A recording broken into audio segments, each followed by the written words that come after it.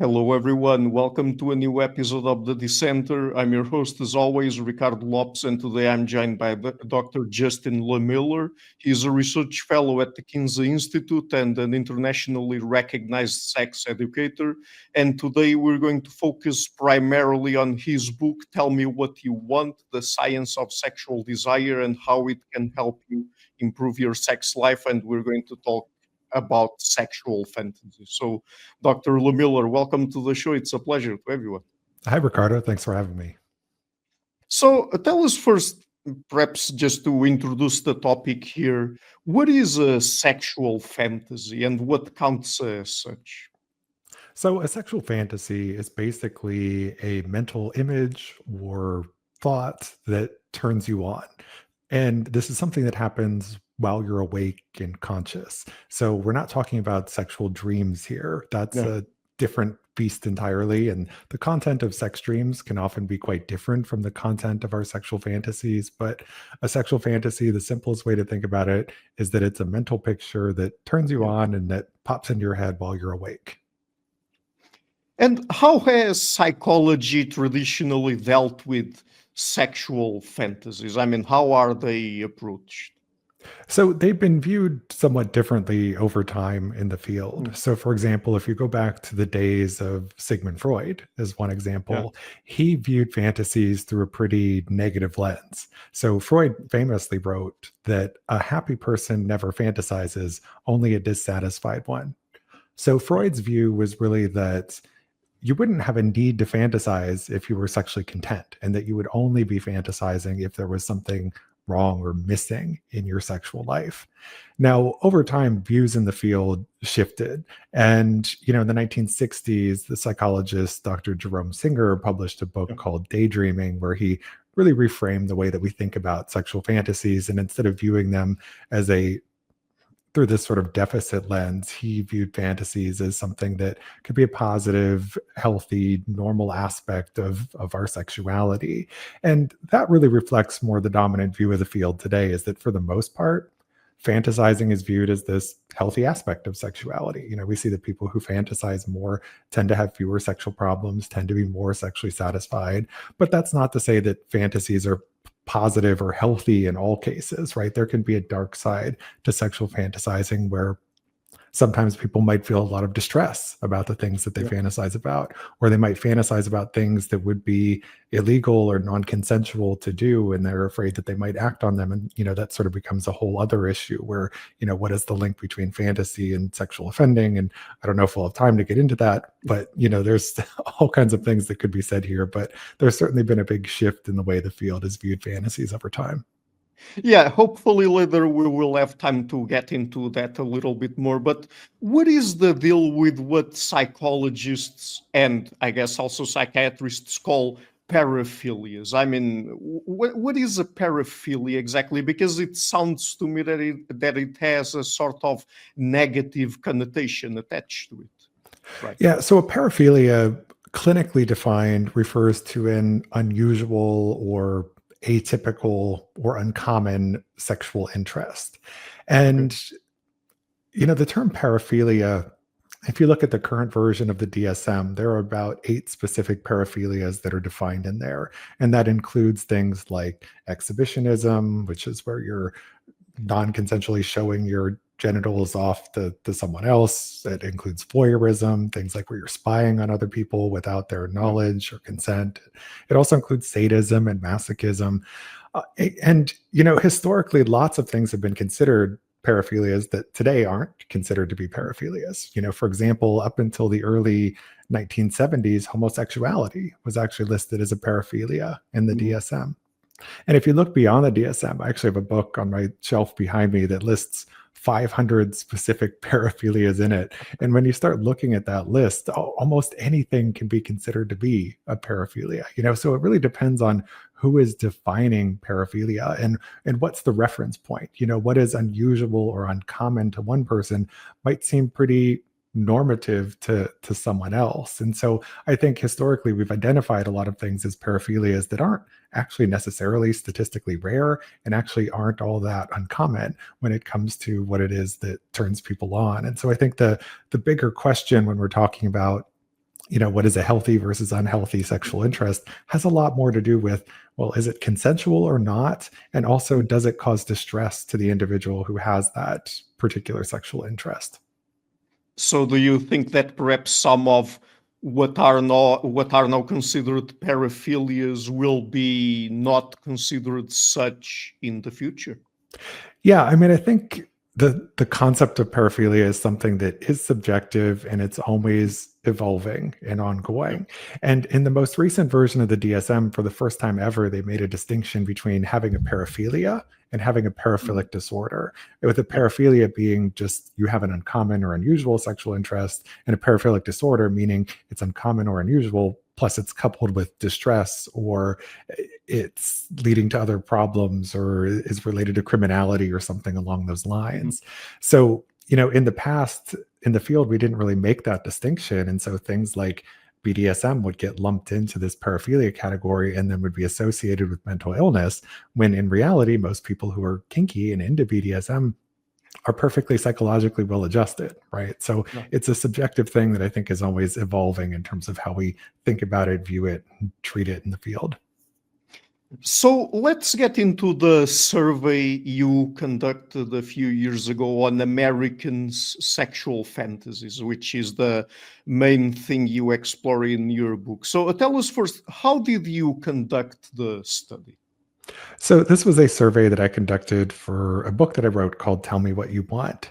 And Yeah. the survey took me a couple years to do because I recruited I recruited participants from all over the US, from all 50 states. And it was a large sample of almost 4,200 American adults, ranging in age from 18 all the way up through their 80s.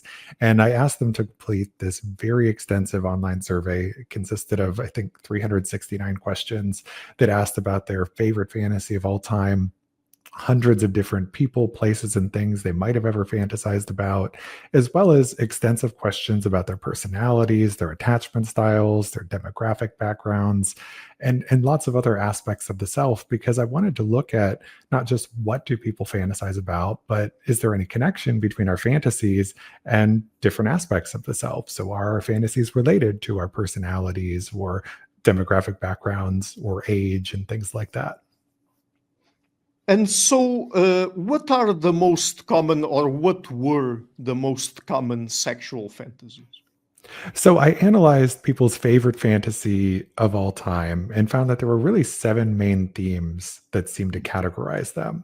So the first of these was multi-partner sex, which was basically sex involving more than two people. Could be a threesome, orgy, anything involving some type of group. Then there were the power, control, and rough sex fantasies, which was anything that falls under the kink or BDSM umbrella. Yeah. Then we have the novelty and adventure fantasies, which are about kind of just adding a new twist or new element to sex, such as having sex in a new position or location, or just otherwise adding some element of novelty or adventure. Then we have the passion and romance fantasies, which are fantasies about emotional fulfillment in some way, tapping into some deeper psychological need, such as the desire to be desired, wanting to feel wanted by a partner. Then we have the non monogamy fantasies, which are different from the group sex fantasies because these are fantasies about being able to pursue multiple sexual or romantic relationships at the same time. So, for Yeah. instance, that might involve a fantasy about cheating on your romantic partner, or it might involve a fantasy about you and your partner swinging with another couple or something along those lines. Yeah. Then we have the gender bending and homoeroticism fantasies, which are about sort of playing with the boundaries or limits of your gender identity or sexual identity in some way, such as a cisgender person who fantasizes about cross dressing, or a heterosexual person who has a same sex fantasy. And then finally, there are the taboo fantasies, which are basically the fantasies that involve doing anything that is socially or culturally forbidden for you. Do you think, or did you find that there's perhaps any common thread that runs along all of these fantasies, or are they completely distinct from one another? Well, so in terms of these seven themes, they're not mutually exclusive. Like these are different themes that can be combined in any number of ways. And in some of the follow-up research that I've done, I've asked people to describe their favorite fantasy and then to select which of these themes apply to that particular fantasy that they have. And I find that more often than not, people are selecting multiple elements. And there's only about 2 to 3% of people who say that none of those 7 themes apply to their favorite fantasy. So I consider these to be kind of the 7 building blocks, if you will, of our erotic fantasies that can be combined in any number of ways, and that I think are tapping into, sort of different core erotic needs that people have, like the need for novelty or the, sort of need to connect with someone else, right? And for some people, one particular need is more important than another. And that goes into how I found that our fantasies are related to a lot of different aspects of the self. They're related to where we are in our lives at a given point. And so some of those themes might be more important at different stages of development or different stages of life.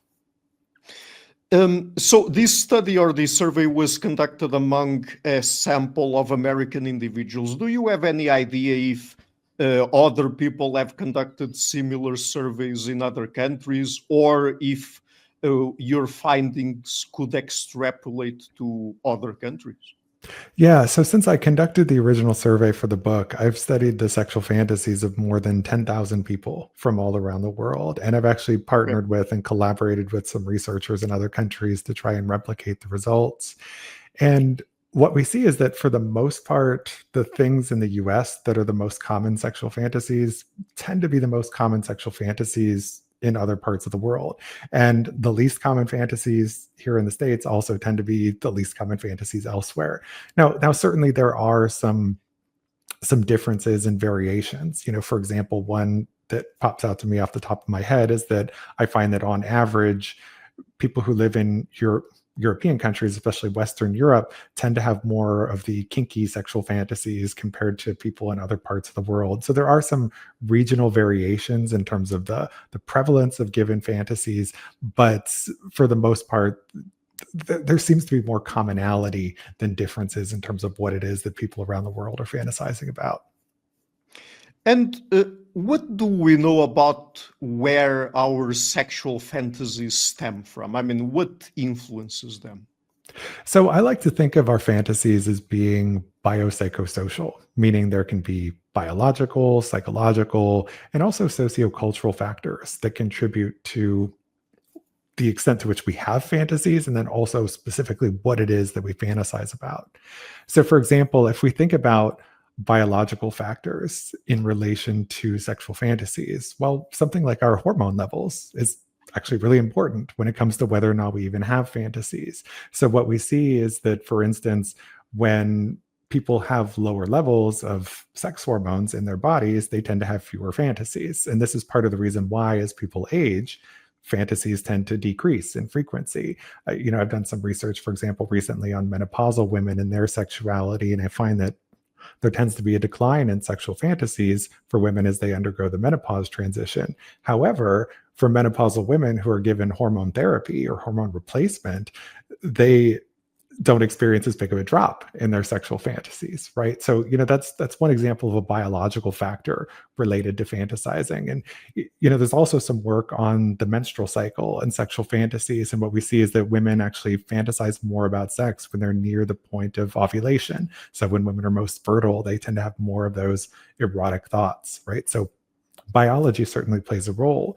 In terms of psychology, our personality plays a big role in terms of what we fantasize about. So I find that all of the big 5 personality traits are related to different types of fantasies that people have. So as a couple examples, if you're a more extroverted person, meaning you're more sociable and outgoing in real life, you tend to have more sociable and extroverted sexual fantasies. So you're more likely to fantasize about group sex and non-monogamy and other things like that.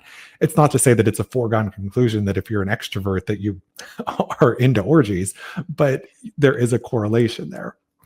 Also, for people who are high in, say, a trait like neuroticism, where they have a lot of swings between positive and negative mood states, and where they have more difficulty dealing with and navigating stress, they tend to play it safer in their fantasies, where they don't fantasize as much about kind of like going outside of their comfort zone, because they want to do things that are more comfortable for them, that aren't going to stress them out, as they're Yeah. thinking about sex. Um, and then in terms of like the sociocultural factors, I do find that there are some cross-cultural differences in fantasies too. Uh, One of them being in terms of who we fantasize about. So, for example, when I look at the characteristics of the people we fantasize about, I ask people about, height, race, age, weight, all these other sorts of things. And one interesting thing that I find is that if you look at Asian Americans, so people of Asian descent who are living in the United States, predominantly they're fantasizing about white people. By contrast, if you look at Asian people living in Asian cultures, they're primarily fantasizing about other Asian people. And I think that's one like telling example of how culture can influence fantasies. And there are stereotypes in American culture about Asian individuals in terms of their sexuality, for example, negative stereotypes about Asian men in particular. And those kinds of stereotypes can be internalized, and then they can transfer over into our fantasy content in terms of how we think about or see ourselves, or in terms of who it is that we see as desirable. And so, yeah, our fantasies are this complex product of biology, psychology, and society and culture. That's really fascinating. How about porn? I mean, do we have any idea as to whether porn influences our sexual fantasies in terms of their content? Yeah, so I find that pornography has a bidirectional association with fantasizing, meaning that porn both shapes the content of our fantasies, but people are also going to pornography to vicariously live out their fantasies, right? So it's not just one or the other. More often than not, however, people are going to porn as a way to kind of live out or explore their fantasies. But I find that somewhere around 1 in 10 people can directly connect their favorite fantasy of all time with something that they saw in the world of porn, right? They can say, there was this video I saw or this erotic novel I read, and it just sort of awakened something in me, and I fantasized about this thing ever since.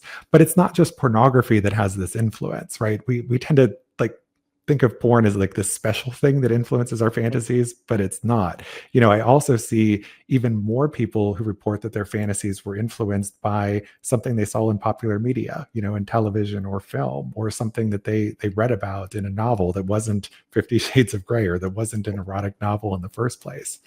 Our fantasies have these very complex and diverse roots. And I think we like to oversimplify it and say it's all about porn, especially in this era where everybody has all this access to the world's largest collection of porn ever known to humankind. But fantasy content is influenced by a lot more than just porn. Porn is one contributing factor, but there's more to it than that. How about sex differences? Are there differences between men and women when it comes to their sexual fantasies? Sure. And if you look at the broader literature on sexual fantasies, there have long been differences between men and women that have been noted. And, my research is no exception to that. I will say that overall, I think there are more similarities than Mhm. differences. Most of the things that men fantasize about, women also fantasize about, and vice versa. But if you look at some of the key differences where you see the biggest divergence, one is that men on average tend to fantasize more about multi-partner sex and non-monogamy and taboo activities compared to women. And by contrast, women fantasize more about passion and romance, and also kink and BDSM compared to men, right? Yeah. Now, another interesting thing is that when I break my data down and look at it by age, so if we look at men and women, by different decades of life, the size of some of these gender differences actually changes a little bit, and it shrinks in some cases. So, for example, the difference between men and women in terms of the degree to which they fantasize about sex with multiple partners or non-monogamy actually shrinks at midlife compared to other stages of life. And, there's something that's interesting just more generally going on at midlife, where people's fantasies across the board, across gender and sex, just become more adventuresome in a lot of ways. There could be a lot of reasons for this. One is that some people are kind of having their midlife crisis. Another is that, people at that stage of life sometimes start to care a little bit less about what other people think and feel more freedom to kind of explore their sexuality. But also, you have a lot of people who have been in long-term monogamous marriages. And, at that point, they're kind of looking for this newness and novelty and excitement because the sex has grown pretty boring or routine or predictable in their relationship. So, yes, there are lots of sex differences, but it's interesting that the size of those sex differences seems to change at different stages of life. And do you have any explanation for those differences? I mean, why is it that men tend to have a little bit more sexual fantasies related to group sex and non-monogamy and taboo fantasies, and women more BDSM fantasies, kink fantasies, and things like that? Sure. And there are different theories on why some of these differences exist. And Yeah. if you think about, for example, why men have more fantasies about group sex or non monogamy, that's often discussed through an evolutionary lens, right? Because Mhm. evolutionarily, it's seen as more adaptive for men to want to have sex with multiple partners to quote unquote spread their seed because Yeah. it's more reproductively advantageous for them. And there is some limited research where, for example, they've shown men different types of pornography and then collected semen samples from them. And in one condition, they were shown a video of kind of an all-female threesome, and in another video, they were shown multiple men having sex with one woman. And what they find is that when you have multiple men who are kind of competing, if you will, for the same partner, that men release more motile or active sperm in their ejaculate compared to when they're watching an all-female scenario. And the thought there is that this is some evidence of what's called sperm competition, which is this idea that men's brains and bodies evolved to kind of be aroused by situations where you have multiple men competing for the same female, and so their brains and bodies are doing things that are going to try and help them outcompete those of other men who are around, right? So you can think about some of this stuff through an evolutionary lens. I don't think we can say for sure that that's what the explanation is, but there is some evidence that's at least consistent with that idea. But yeah, I don't think it's fully settled in terms of why there are these sex differences in sexual fantasy content, but there are lots of different theories and ideas out there for it. So I asked you earlier about porn. I mean, is there also a political element to sexual fantasies, or do our political preferences also influence in any way our sexual fantasies? Like, for example, in the particular case of the US, are there differences between Democrats and Republicans? So I do find that there are associations between people's political beliefs and the things that they fantasize about, Mm. at least in a US context, because that's primarily where I've looked at this. And what I see is that Republicans, on average, fantasize more about non monogamy and multi partner sex and taboo activities. Or things that are taboo for them compared to Democrats, right? And Republicans historically have kind of been the party of quote unquote family values, if you will, where they promote this ideal of monogamous lifelong marriage and sex for purposes of procreation. So you see a lot of these fantasies about things that are kind of violating that norm of monogamy among people who identify as Republicans. By contrast, in terms of Democrats and their fantasies, I see that they fantasize more on average about kink and BDSM compared to Republicans. So they have more fantasies about power play. And I think what's going on here is that essentially, politically, what people are fantasizing about to some extent is that they're fantasizing about what is taboo for them in terms of their political context. And so Mm. for Republicans, you've got that, norm of monogamy and sex for purposes of procreation. And so doing anything that sort of violates or subverts that norm is taboo, and that becomes more exciting. Whenever we're told that we're not allowed to do something, it tends to become more tantalizing, right? This goes back to something that the psychologist Jack Moran wrote about in his book, The Erotic Mind, which he refers to as the erotic equation, which means attraction plus obstacles equals excitement. And so if you have even the slightest inkling to want to do something, and then there's this obstacle thrown up in your path that says, no, you can't do that, that makes us want to do it even more. It sort of fuels the desire, the excitement for it. So, and then on the, sort of Democratic side, political liberals tend to espouse the idea of this, very level playing field, and there shouldn't be any power differentials or imbalances, and power differentials are inherently exploitative and so forth.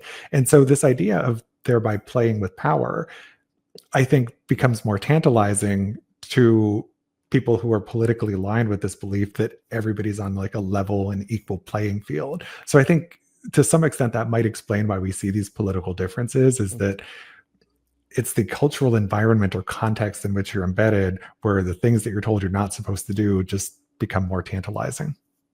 That's really interesting. I don't know if you know anything specifically about this, but do you think that that same kind of interpretation of the differences in terms of sexual fantasies between Democrats and Republicans could explain data coming from Pornhub that points to red states consuming more trans porn, for example? Because people who identify as Republican or are more conservative tend to not like trans people as much, or consider the topic of trans people a taboo in a way. Do you think that that could explain it as well, or not? Yeah, there could certainly be something to that, and related to that, something that I've seen in some of my own data is that there's this link between having toward religion. There's this link between religiosity and same-sex attraction that also emerges, and that's another one of those taboo things for people who are more politically conservative. And so, and I think it's important to mention that our fantasies themselves are not politically correct, and they often do not align with our political values in the way that you might think that they do. And I think that there is some of that, just sort of taboo element that's going on there. But I think there's also this element of internalized shame, where if you were brought up in an environment where you're told that certain things are wrong, but that is like a core aspect of who you are and how you experience your sexuality, that can lead to this certain level of shame that leads you to present a different version of yourself to the outside world than who you are in private. And that's why you often see people get embroiled in these sexual scandals where they've been espousing certain political ideas, but in private they've been doing something, let's just say, quite different. Yeah. What do one sexual fantasies say about oneself? If we know about the sexual fantasies of someone, can we tell anything about them just from their fantasies? So I wouldn't say that if you told me what your biggest fantasy of all time was, that I could 100% give you an accurate reading of your personality. I don't think it's that simple. What I can tell you is that I do see a predictable pattern of associations across multiple studies between the things people fantasize about and their personality traits, their attachment styles, their sociosexuality, their political and religious background, their age, right? So fantasies are associated with a whole bunch of different factors. And so I could make an educated guess based on something that somebody fantasizes about, what their personality or demographic traits are likely to be. But I wouldn't say that it could be 100% accurate, because these are just correlations, they're associations. But the fact that they exist, and they exist consistently, tells us that there is something there. Like that, if our fantasies had no meaning, this would just all be random noise. We wouldn't see anything. We wouldn't see these predictable patterns in the data. But the fact that we do says, yeah, our fantasies do seem to tell us something about who we are and where we are in our life right now. And I think it's also important to emphasize that two people can have the same fantasy, but for very different reasons. So let's take, for example, the fantasy of a threesome. Not everybody who fantasizes about a threesome fantasize about fantasizes about it for the same reason. So, for example, for some people, a threesome fantasy might actually be a way for them to explore some same sex or same gender attraction that they have, right? Because maybe they are a man partnered with a woman, but they have a threesome in which another man comes in. And so it's a way of kind of exploring that homoeroticism element.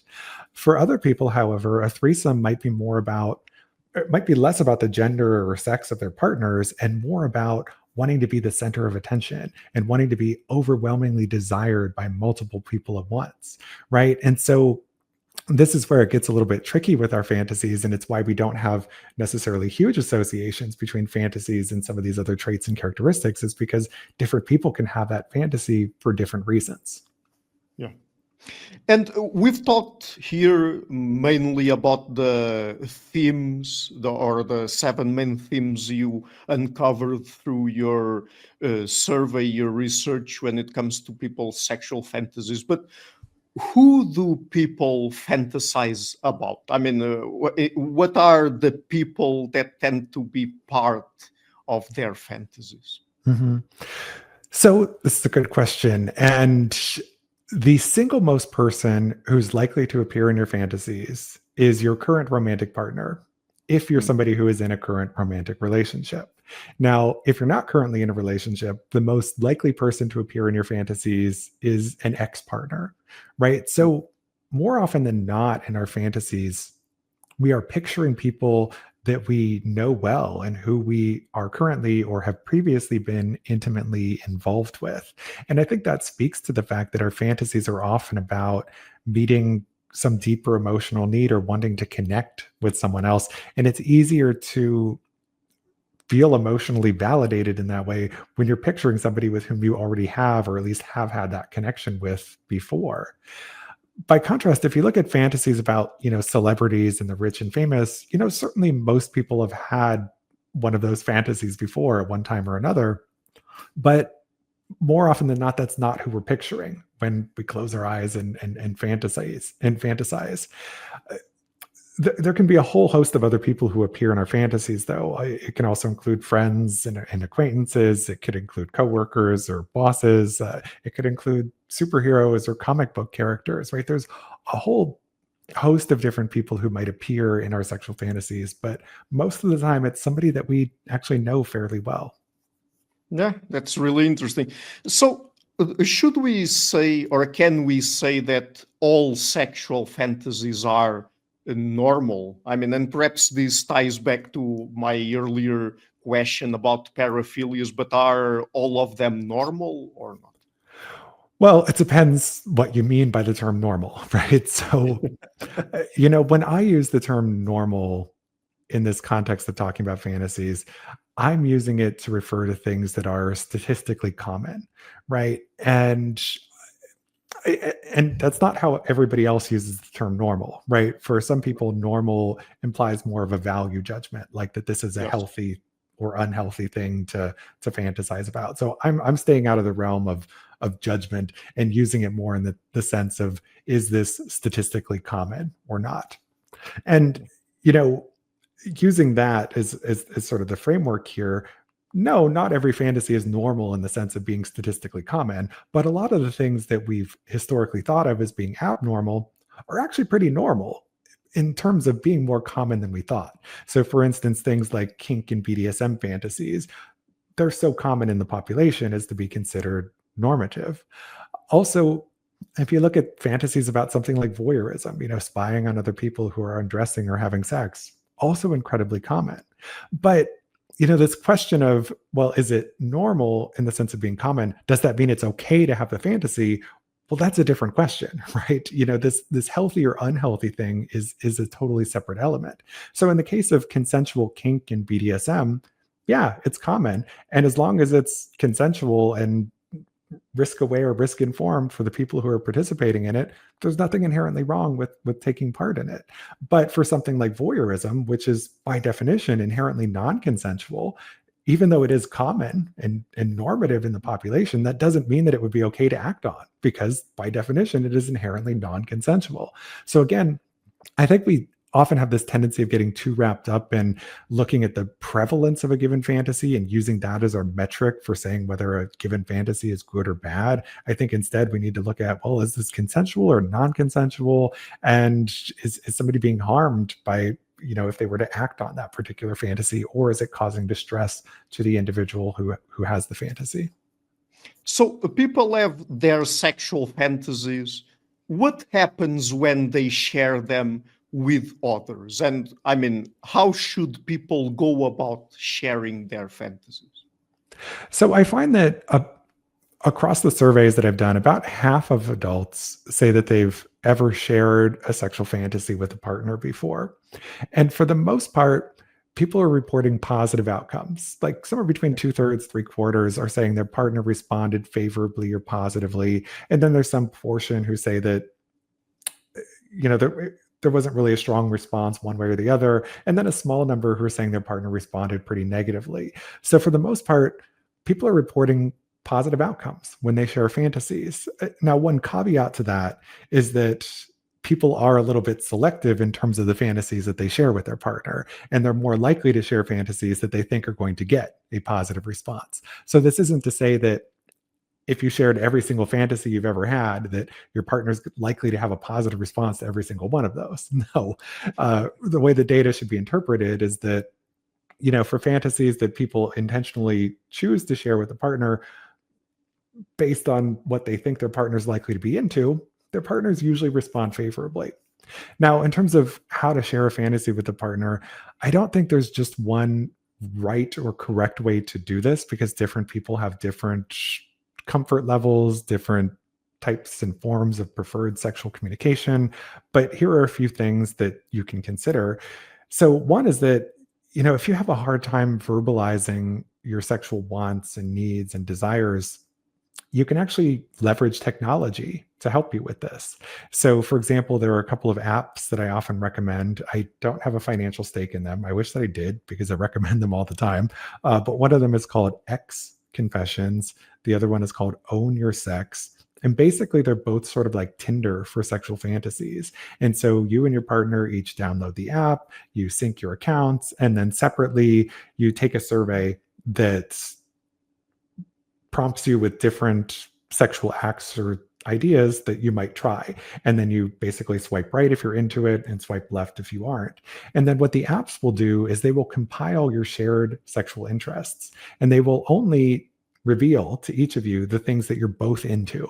So in that way, you don't have to risk sharing something with your partner that they might not be into.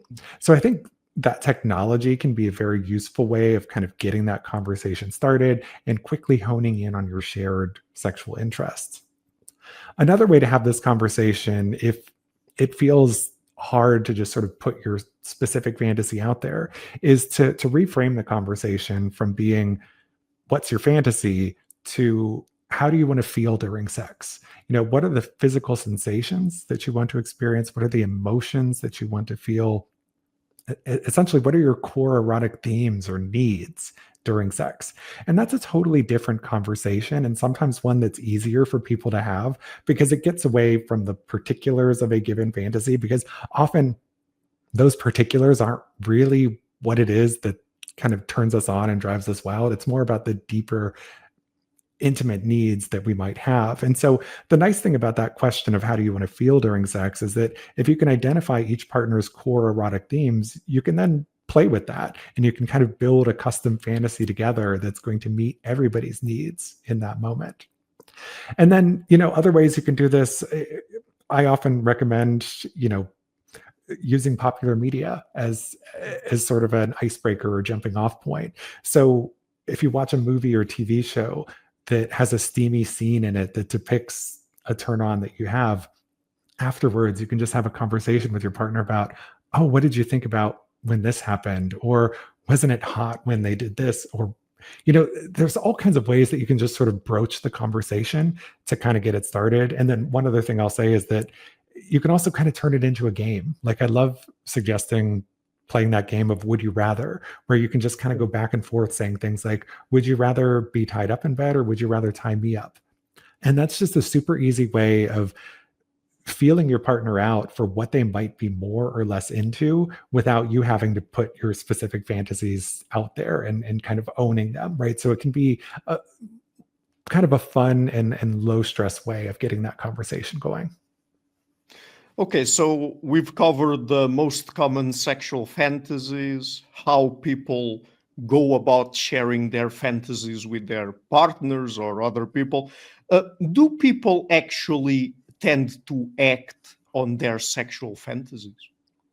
For the most part, no. And again, this is a pretty consistent finding across all the surveys I've done, is that when I ask people if their favorite fantasy of all time is something that they would like to try in the future, I find that about 80% of people say that, yeah, it's a desire, meaning it's something that I want to do.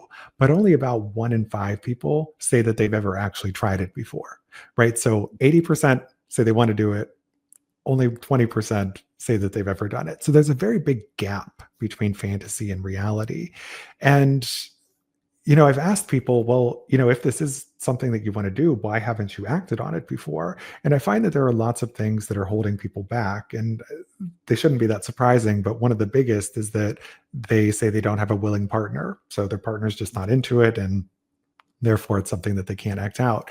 But also, there's a lot of fear and uncertainty that hold people back too, where a lot of people say, well, I don't know what would happen if I were to act this out. Like, could I get hurt? Could somebody else get hurt? How would this affect my relationship? Like, I'm just afraid of what's going to happen. And then there's also I just don't even know how to do this. Like, for example, a lot of people think it's challenging enough to find just one other sexual partner, let alone many at the same time, to have a threesome or orgy or something like that. And so, that uncertainty of just like, I don't even know how to do this is a big thing too. And then, of course, there are multiple other reasons. For some people, their fantasy is just totally impossible to do. I have a lot of fantasies that take place in outer space or in sci-fi worlds. And yeah, it turns people on in their minds, but the only way they can ever bring that fantasy to life would be to role play it, because they can't actually do it because the things that they're turned on by don't exist in real life. So there are lots of things that might prevent us from acting on our fantasies.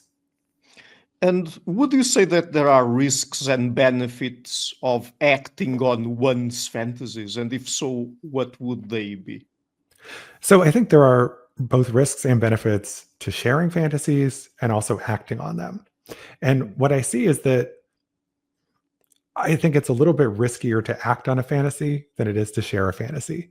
Talking Sure. about what you're turned on by is one thing, but actually trying it in real life is a whole other beast. And there's more things that can go wrong there. So if we talk about sharing a fantasy, the risk reward analysis to do there is, if you share this fantasy, it could bring you and your partner closer. It could help you to better understand each other as sexual beings. It could deepen your intimacy and trust in your partner. It could improve your sexual communication. It might also be a form of dirty talk that turns both you and your partner on. So those are some of the benefits, but some of the risks of sharing a fantasy would be, well, maybe they're not into what you're into, and this is going to reveal a deeper incompatibility in your relationship. Or maybe your partner will judge you or shame you, and then you're going to feel embarrassed by having shared that fantasy, right? So there are things that can go wrong when it comes to sharing fantasies. Now, when it comes to acting on them, of course, some of the benefits would be maybe you'll have a really great time and you'll check something off of your sexual bucket list, and it will add some spark or intensity or passion back into your relationship, and it'll lead you to try and explore new and other things with your partner down the road in the future. So it could kind of be the kicking off point for a new chapter in your sexual relationship. There's all kinds of benefits that could happen from acting on a fantasy. We also see in the research that women in particular who share and act on their fantasies also have much more consistent orgasms than women who don't share and act on their fantasies. So when we talk about something like closing the orgasm gap, I think for women in particular, getting in touch with what it is that they really want and what turns them on when it comes to sex could actually really be key in terms of closing the orgasm gap. But when we talk about the risks of acting on fantasies, well, I'm a social psychologist by training, and we talk a lot about affective forecasting, which is where we predict what our future emotional state is going to be. And we tend to be pretty poor predictors of how we're going to feel in future situations. And so when we picture a future situation where we think we're going to feel good, we tend to overestimate how good we're going to feel. And the same thing is true when it comes to our fantasies, is that we often go in with these sky high expectations, and then the fantasy doesn't live up to it. And so I think we need to have a reality check before we go in and act on a fantasy, and recognize that, practice actually kind of makes perfect when it comes to fantasies, because there's going to be a learning curve, and there's going to be some uncertainty, and there are going to be things that you didn't think about before you got into that situation, where maybe you'll have unexpected emotions that pop up, or things just won't go according to plan. And so acting on a fantasy just brings some new risks that are different, because it's hard to anticipate what all the eventualities will be. And so, I often like to say, if you're going to act out a fantasy, you probably need to try it at least 2 or 3 times to know for sure that it's not for you, because the first time is just, there's a big learning curve associated with it. Right. Are there circumstances where people should seek professional help from a clinical psychologist or a psychiatrist to manage their sexual desires? Mhm. So the two big things that would come up here would be, if you have fantasies about something that are inherently non-consensual or illegal, and it's coupled with the desire where it's something that you want to do and you're afraid that you might actually act on it, that's the case where it's important to seek help in terms of managing those desires, so that you don't actually do that thing that would hurt someone else. Mhm. The other big category in terms of help seeking would be if you have a fantasy that feels like it's out of control, or it is very distressing to you, and this fantasy is interfering with your ability to have a normal life in some way. For example, if it's interfering with your relationship or your job performance, or something else like that, that's another case where it would be important to seek help. Now, I will say that, a lot of people go and seek help from therapists because they just think their fantasies aren't normal, and they think there's something wrong with them. And in a lot of cases, the therapists are able to solve this problem just with a little bit of sex education. You know, it's often just helping people to learn and understand that, hey, you're not alone in having this fantasy, and there's nothing inherently wrong with this. And here's kind of what you need to know about it. More often than not, that solves the problem. But when you've got those issues of distress, or when you've got, that non-consensual or illegal element that's coupled with an intent or desire to act it out, that's when it's really, really important to seek professional help from a certified sex therapist. Okay, so finally, I would like to ask you perhaps one or two questions about a post from your website where you talk about, I think it's from last December last year, where you talk about how many sexual partners most people have had, because there are many misconceptions I think that people have about these topics. So, what kinds of data can we look into to learn more about that? And what do we actually know about the most common number of lifetime partners that people have, sexual partners in this case? Mhm. Yeah, so this is one of the most common questions that readers of my website will send in, is, what's a normal or typical quote unquote body count, is the term that a lot of people Yeah. use. I don't personally like that term, but it's the term that a lot of people tend to throw around, and it's kind of what the popular slang is on social media. Now, Yeah. there are lots of different data sources on this, and a lot of them actually come from nationally representative surveys. Now, uh, I should mention that there are some caveats to the data on nationally representative surveys, which is that oftentimes they're not necessarily using the broadest definition of sex. Yeah. So historically, sex on national surveys was defined as penis and vagina intercourse. And if you're asking people, well, how many partners have you had where you've had, this specific type of intercourse with, that's a different question from how many partners have you had where you've engaged in oral sex or mutual masturbation, or, other sexual activities, because sex doesn't mean just one thing. So, that is a limitation of a lot of the data that's out there, is that it defines sex in different ways. And that's part of the reason why the numbers are kind of all over the map in terms of what different studies are finding.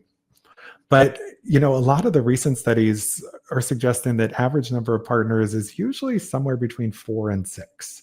And for some people, that's really surprising because they're like, that seems shockingly low. And for other people, they're like, well, that seems really high. And then for others, they're like, yeah, that sounds about right. And it's because everybody's coming from a different reference point with all of this. On average, there is a sex difference here, such that men typically report more sexual partners than women. And historically, if you look at surveys, men report having about twice as many sexual partners as women do.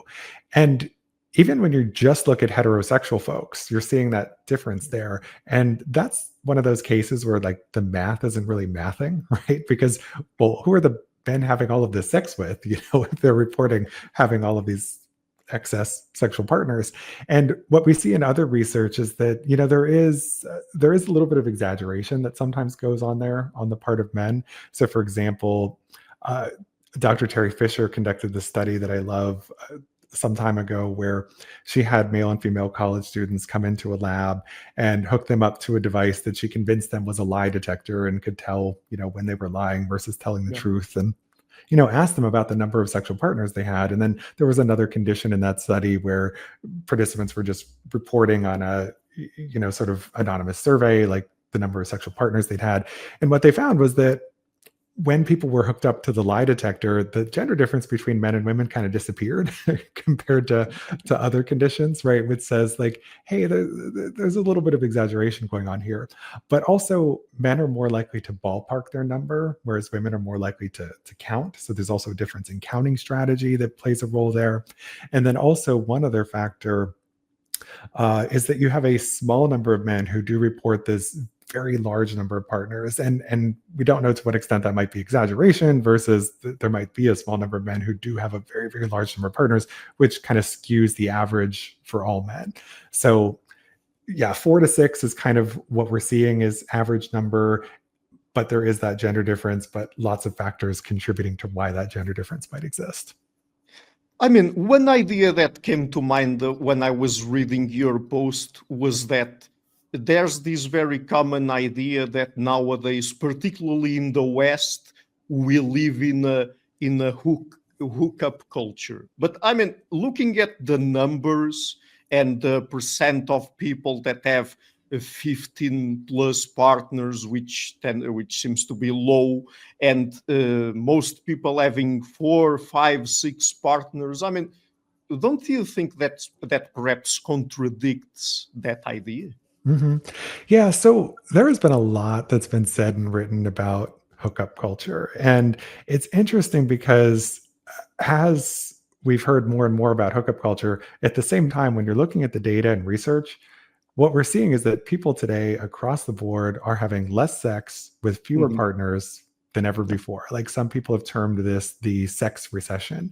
And so on the one hand, we're hearing about hookup culture, which makes it seem like everybody's hooking up and having casual sex all the time. But by the same token, it's like, no, actually we're less sexually active than any generation before in terms of our kind of like recent recorded history. And so there is a bit of a discrepancy and a divide there. I think one thing that is important to note, though, is that although people today do have fewer sexual partners on average than they did in the past, a greater proportion of their partners today are casual partners instead of long-term committed partners. So, that's where there is some truth, some element to this hookup culture, which is that, yes, we do have more casual partners than we did in the past, but overall, we actually have fewer partners and we're having less sex. Yeah, that's really interesting. Okay, so we're already reaching our time limit. So I'm just going to tell people that I'm going to leave a link to your book in the description of the interview, which is, again, Tell Me What You Want. And Dr. Lehmiller, would you like also to tell people where they can find you and your work on the internet? Yeah, so I run the Sex and Psychology blog and podcast, which you can find at sexandpsychology.com. I'm also on all of the socials. I think I'm most active on Instagram at Justin J. Lehmiller, but you can also find me on X and Blue Sky at Justin Lehmiller. And I'm also, basically anywhere else you can find on social media. Just go to sexandpsychology.com and you'll find my social links there. Great. So thank you so much for taking the time to come on the show. It's been a really fun and fascinating conversation about sexual fantasies. It was my pleasure. Thanks for having me. Hi guys, thank you for watching this interview until the end. If you liked it, please share it, leave a like and hit the subscription button. This show is brought to you by Enlights, learning and development done differently. Check their website at enlights.com, and also please consider supporting the show on Patreon or PayPal. I would also like to give a huge thank you to my main patrons and PayPal supporters: Per Larsen, Jerry Mullerens, Frederick Sunda, Bernardo Seixas, Olaf Alex, Adam Kessel, Matthew Whittingford, Arno Wolf, Tim Hollis, Eric Alenia, John Connors, Philip Forrest Connolly, Dan Demetri, Robert Windiger, Rui Inácio, Zup, Marco Neves, Colin Holbrook, Phil Kavanagh, Mikkel Stormir, Samuel André, Francis Ford, Tiago Nunes, Fergal Cossen, Hal Herzog, Nuno Machado, Jonathan Labyrinth, João Linhares, Stantantia, Samuel Correia, Eric Hines, Mark Smith, João Eira, Tom Hummel, Sardas France, David Sloan Wilson, Yacila Dez Araújo, Romain Roach, Diego Londonho Correia, Yannick Punter, Dana Rusmani, Charlotte Bliss, Nicole Barbaro, Adam Hunt, Pavlo Stasevski, Nelek Bach, Guy Madison, Gary G. Allman, Sam Afzal, Adrian Yeager, Paul Tolentino, João Barbosa, Julian Price, Edward Hall, Edin Bronner, Douglas Fry, Franca Bortolotti, Gabriel Ponce Cortez, Ursula Litsky, Scott, Zachary Fish, Tim Duffy, Sonny Smith, John Wiseman, Daniel Friedman, William Buckner, Paul George Arnaud, Luke Loaki, Georgios Theophanos, Chris Williamson, Peter Wolozin, David Williams, Diogo Costa, Anton Erickson, Charles Murray, Alex Shaw, Maury Martinez, Coralie Chevalier, Bangalore Atheists, Larry Dealey Jr., Old Erringbone, Sterry, Michael Bailey, Dan Sperber, Robert Grassi, Igor N., Jeff McMahon, Jake Zool, Barnabas Radix, Mark Campbell, Thomas Dovner, Luke Nissen, Chris Story, Kimberly Johnson, Benjamin Galbert, Jessica Nowicki, Linda Brandon, Nicholas Carlson, Ismael Benzliman, George Coriatis, Valentin Steinman, Per Crowley, Kate Van Goller, Alexander Hubbard, Liam Dunaway, BR, Masood Ali Mohammadi, Perpendicular, Jonas Hertner, Ursula Goodenough, Gregory Hastings, David Pinsoff, Sean Nelson, Mike Lavigne, and Dios Necht. A special thanks to my producers: Isar Webb, Jim Frank, Lucas Stafiniak, Tom Vanagdam, Bernard Ugnik, Curtis Dixon, Benedict Mueller, Thomas Trumbull, Catherine and Patrick Tobin, John Carlo Montenegro, Alnick Ortiz, and Nick Golden, and to my executive producers Matthew Lavender, Sergio Quadriano, Bogdan Kanivets, and Rosie. Thank you for all.